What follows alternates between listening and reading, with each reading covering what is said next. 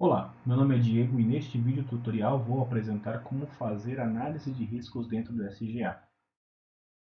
O primeiro ponto onde você pode verificar riscos é no próprio dashboard. Ele vai te dar uma visão geral por instância ou por empresa, como a gente fala. Para cada instalação do TOTS que você estiver administrando, você pode estar trocando aqui em cima no menu de troca de empresa ou de instância, como nós costumamos chamar, e poderá ver o cenário de cada uma das suas instalações do TOTS. No dashboard você pode verificar quantos usuários ativos você possui com risco e quantos usuários inativos não estão expostos a risco. É um número não muito interessante.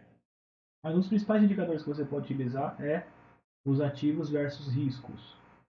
Esse número tende a reduzir à medida que você vai diminuindo, os riscos entre os seus usuários. Cada vez que você toma uma medida de redução de acesso e você vai zerando a quantidade de riscos que esse usuário possui, você vai ter aí um indicador reduzido aqui de usuários expostos. O ideal é que isso aqui chegue próximo do zero. Okay? Outro indicador importante que nós temos no SGA fica aqui em auditoria, usuários versus riscos. Esta consulta tem por objetivo apresentar ao administrador do ambiente todos os usuários que estão expostos a determinados riscos do ambiente e qual a composição deste risco. A composição tem a ver a quantos programas ele tem acesso da composição da matriz de risco. Isso eu vou estar apresentando mais adiante quando eu apresentar o risco do usuário. Ou seja, o que é importante o gestor de acessos verificar aqui? Quanto maior esse número, maior a concentração de acessos àquela composição deste risco. Ou seja, ele vai te apresentar o usuário, qual é a área de risco, que o risco está atrelado, qual é o risco e qual que é a composição percentual de acesso. Se para compor esse risco você tem 100 programas, 100% indica que esse usuário tem 100 desses programas aí, ele tem acesso a 100 desses programas que compõem esse risco. À medida que você vai tendo uma redução, esse número tende a baixar, E uma informação interessante que você vai ter é se o risco é mitigado ou não. Então, essa informação só é ativa. Normalmente essa tela, por questões de performance, só apresenta usuários ativos. E aqui você tem a informação se esse risco tem algum processo compensatório amarrado a ele ou não. Outra informação importante para o administrador. Quando você vincula um processo mitigatório a um risco no cadastro de configurações da matriz de risco lá, você está dizendo para o sistema que esse risco possui um processo compensatório amarrado a ele, um procedimento interno, extrasistêmico, um controle a mais que é feito, isso é documental. Então, quando você tem isso atrelado, você consegue justificar para a auditoria externa, justificar internamente que o risco existe, entretanto ele é inevitável, mas existem processos que o compensam. Então isso reduz um pouco a tensão. Ou seja, número alto aqui, um percentual alto e não mitigado, é um belo ponto de atenção para o administrador do ambiente. Okay? Saindo de auditoria usuários versus riscos, nós temos a tela de monitoramento usuário.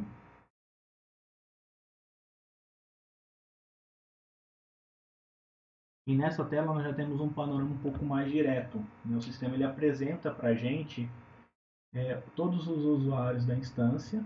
No caso aqui eu estou com um perfil de administrador de segurança da informação, um perfil que tem uma visão muito mais completa do ambiente. Então eu consigo ver todos os usuários do ambiente.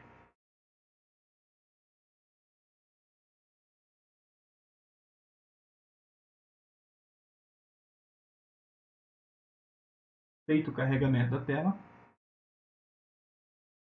você consegue ver o usuário, consegue efetuar filtros por nome, por ID, por gestor. Isso é um padrão no produto. Você, em qualquer tela que você tiver uma consulta com uma listagem, você pode fazer filtros. Você tem um indicador aqui de quantos riscos esse usuário possui. Então você pode filtrar por volume de riscos. Então, de uma forma geral, o administrador do ambiente ele pode estar fazendo aqui a análise de usuário a usuário. Ou seja, você vê o Diego aqui, ele está exposto aí a uma quantidade de 41 riscos, né? A quantidade quer dizer assim, o risco da matriz.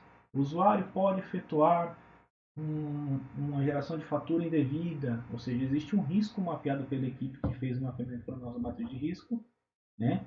E com base nessa composição de acessos que nós temos na matriz, nós podemos dizer se esse usuário está exposto ou não a esse risco.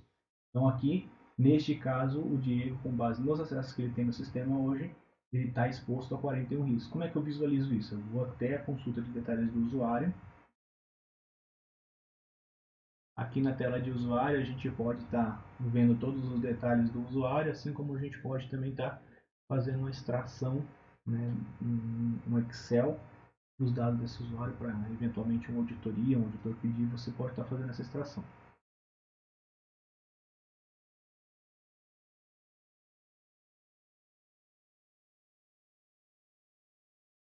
Aqui na tela de usuário você tem informações como função dele, nesse caso é um usuário não definido, o ID, o ID o ID fluid, que nós chamamos de, na verdade é o usuário de rede, está vinculado no TOTOS, o gestor desse usuário, né, o e-mail desse usuário, se ele é gestor de grupo, se ele é gestor de usuário, se ele tem um papel dentro do SGA, que existe um detalhamento disso no manual do produto. E aqui abaixo nós temos a parte legal, aqui, que é a parte de administração geral, de visualizações, de consultas. Então nós temos duas abas principais, temos a visão atual e a visão anterior. A visão anterior é com base no freezing, no snapshot. Quando você inicia um processo de revisão ou de reconstrução de grupos, é interessante você fazer um freezing na ferramenta para que ele guarde aquela posição no momento que você iniciou o trabalho. E a posterior, quando você terminar o trabalho, você pode comparar o estado atual versus o anterior na data que foi feito o congelamento. Okay? Aqui você consegue ver os grupos aos quais esse usuário está atrelado. Vou fazer um carregamento. Ele mostra para mim quais são os grupos, quantos programas esse grupo possui, quantos usuários estão atrelados a esse grupo e quais são os grupos que esse usuário está amarrado. Então aqui já tem informação legal. Mas avaliando riscos, essa é a parte que nos interessa.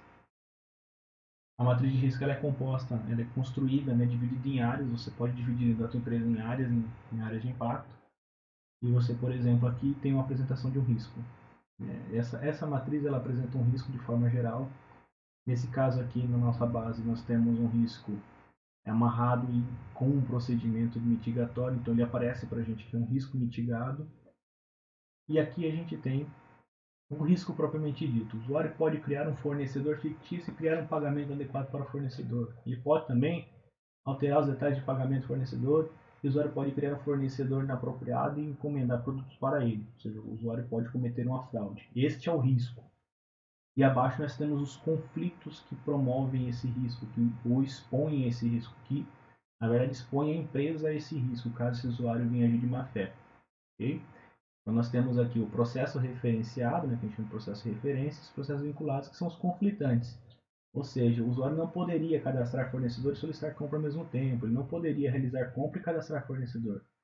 E com base nos programas da matriz de risco, a gente consegue saber quais são os programas que esse usuário está tendo acesso, né, que estão vinculando esse usuário a esse procedimento. Se por eventualidade o usuário tiver apenas um programa da composição desse processo aqui, ele vai apresentar também como uma linha de conflito aqui e vai estar compondo o risco. E como é que eu visualizo, como é que eu sei como tirar onde estão esses programas? Para cada processo desse, você tem um conjunto de programas. Então, se você vier aqui em processos, você consegue identificar quais são os processos que o usuário tem acesso com base na nossa matriz de risco. Então, ele tem acesso ao processo de RH, enfim. Vamos lá, nós estamos falando de um risco da área de compras. Se eu vier aqui em processos de compras, eu posso ver processo a processo que ele pode fazer, realização de compras, eu posso cadastrar fornecedor. E para cada processo, quais são os programas que ele tem acesso a fazer isso e quais são os grupos que ele está associado para que possa ter acesso a esse programa. Ou seja, aqui o usuário está amarrado ao grupo super e, consequentemente, está tendo acesso ao grupo CD 17, ao programa 1720, CD 1720, que é a aprovação de documentos.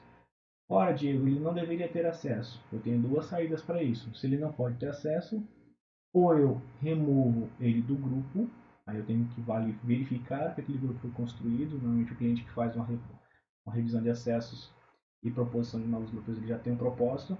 Então ele pode estar pegando esse programa e retirando do grupo, ou eu posso tirar o usuário deste grupo. Isso pode ser feito através do menu de manutenção de grupos aqui no próprio CGA. Fazendo aqui, ele já replica isso para o TOTS. Eventualmente, é esse o procedimento para estar analisando. Você vai passar isso com os gestores da área, seria interessante que você fizesse o cadastro desse gestor como um gestor já na ferramenta e desse a ele um usuário. Basta cadastrar o gestor como um usuário. Você vai fazer um cadastro, vai informar o usuário do SGA para ele, o nome, o e-mail dele, ele vai estar recebendo as notificações, uma senha para que ele possa estar trocando eventualmente na primeiro acesso, a data de validade desse acesso, vai definir como gestor e quando ele tiver esse perfil ele só vai ter visão limitada da parte de monitoramento que a gente está vendo dos usuários, só vai enxergar os usuários dele, né? E por final você vai amarrar ao usuário, no caso da DataSul, que é a tabela de usuários que ele tem lá.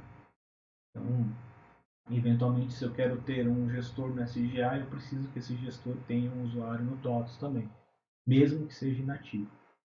Uma vez vinculado o gestor aqui e salvou, você envia a senha para ele, o usuário, e ele vai ter visão disso aqui, ó, monitoramento, usuários, e ele vai estar tendo visibilidade do que são os usuários geridos por ele. Basicamente isso. E é isso. Muito obrigado e tenha um bom uso da ferramenta.